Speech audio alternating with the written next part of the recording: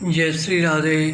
रामधारी गुप्ता खंड 2 प्रतिलेखन संख्या 146 गति 80 शब्द प्रति मिनट। प्रारंभ करें। अध्यक्ष महोदय, कांग्रेसी स्वयं सेवकों के लिए उन्होंने आचरण के नियम बताते हुए कहा कि किसी सत्याग्रही के मन में शत्रु के प्रति किसी प्रकार की दुर्भावना नहीं होनी चाहिए। उसे अपने ऊपर किए जाने वाले हमले का जवाब हमले से नहीं देना है और न किसी भयवश मारपीट को सहन करना है। विराम। सत्याग्रही का नैतिक बल इतना ऊंचा होना चाहिए कि वह मारपीट या अपमान को साहस और गरिमा के साथ सहन करे। विराम। सत्याग्रही का लक्ष्य शत्रु का हृदय परिवर्तन करना होना चाहिए। संसार के सबसे शक्तिशाली साम्राज्य के विरुद्ध लड़ने वाले नेता द्वारा अपने अनुयायियों पर इस प्रकार का नैतिक अनुशासन लागू करने की घटना इतिहास में बेजोड़ है। विराम।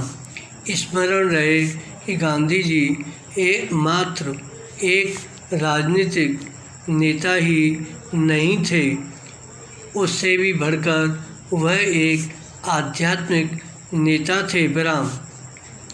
गांधी जी ही कह सकते थे, कभी कभी प्रेम की मांग होती है कि सब विनय अवज्ञा की जाए। आत्मा को नष्ट कर देने वाली हिंसा की गर्मी से बचने का एकमात्र उपाय सविनय अवज्ञा ही होता है। विराम। गांधी जी के साथियों को शायद ऐसा लगता रहा हो कि जिस राजनीतिक लक्ष्य के लिए वे संघर्ष कर रहे हैं उसके साथ गांधी जी की राजनीतिक रणनीति का मेल नहीं बैठता। विराम। एक राजनीतिक नेता का यह संतों जैसा रवैया देखकर कभी कभी कुछ कांग्रेसी लोग दबी जबान से उनकी खिल्ली भी उड़ाते थे। विराम। इस लेखक और युगांतर पार्टी के उसके साथियों के मन में गांधी जी के सिद्धांतों के प्रति पूरी श्रद्धा नहीं थी। विराम। अगस्त 1938 तक उन्हें ऐसा लगता रहा, लेकिन इसके बाद उन्होंने भी घोषणा की कि भारत की आज़ादी के लिए कांग्रेस के अलावा और कोई दूसरी पार्टी या मंच नहीं होना चाहिए। द्वितीय महायुद्ध के दौरान गांधी जी के नेतृत्व में संदेह रखने वालों का संदेह दूर हो गया। गांधी जी की बहुत सी बातें उनके प्रमुख सहयोगियों को भी पसंद नहीं थीं।